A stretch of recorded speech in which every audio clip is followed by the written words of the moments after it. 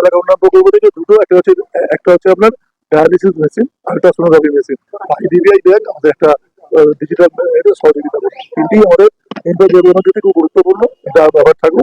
এই অঞ্চলটা এমন জায়গা ঘিরে সংখ্যালঘু মুসলিম মানুষ, উদ্বাস্তু মানুষ, বাস যাদের যাদের গর্ভবতী মায়েদের ক্ষেত্রে আলট্রাসোনোগ্রাফি এত বেশি কস্টলি থাকে, আমি নিজে তাদের নানাভাবে সাহায্য করি। এটা আমাদের সরকারি ভাবে মানুষ মানুষ থাকবে।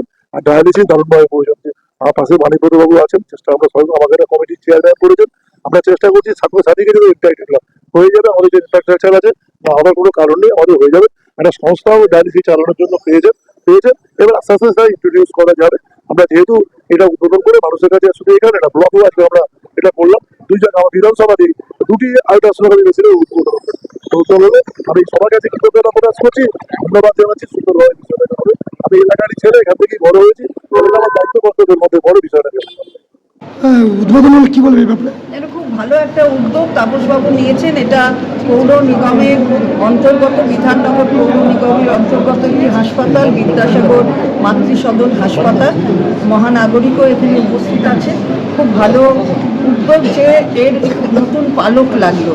এটা স্বাস্থ্য পরিষেবার পালক, কারণ এখানে ডিজিটাল এক্সরে, তার সাথে আলট্রাসোনোগ্রাফি মেশিন এবং তার সাথে একটা ডায়ালিসিসের মেশিন, এই তিনটি পরিষেবা দেওয়ার জন্য তৈরি হলো এই হাসপাতাল।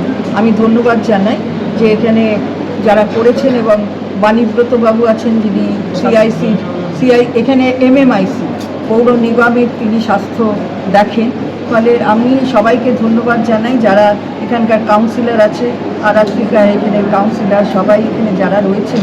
আসলে সবাই মিলে না করলে তো মানুষকে পরিষেবা পৌঁছে দেওয়া যায় না, একটা টিমে কাজ করতে হয়। সেই টিম কাজ করেছে বলে মানুষের পরিষেবা এইভাবে পাওয়ার দিকে রাস্তা প্রশস্ত হয়েছে। আমরা আজকের এই অনুষ্ঠান থেকে মাননীয় মুখ্যমন্ত্রীর প্রতি আমাদের অনেক অনেক কৃতজ্ঞতা জানাই। তার এই ধরনের দৃষ্টি নিক্ষেপ না থাকলে বাংলায় স্বাস্থ্য পরিষেবার এই উন্নয়ন হতো না। দাঁড়িয়ে আছি বিদ্যাসাগর মাতৃসদন। নারায়ণপুরবাসীর কাছে এই হসপিটালটা কিন্তু হসপিটাল না, এটা আবেগ। এটা খুব সুন্দর পরিষেবা নিয়ে চলছে, কিন্তু কোভিডের পরে একটু পরিষেবাটা খারাপ হয়ে যায়।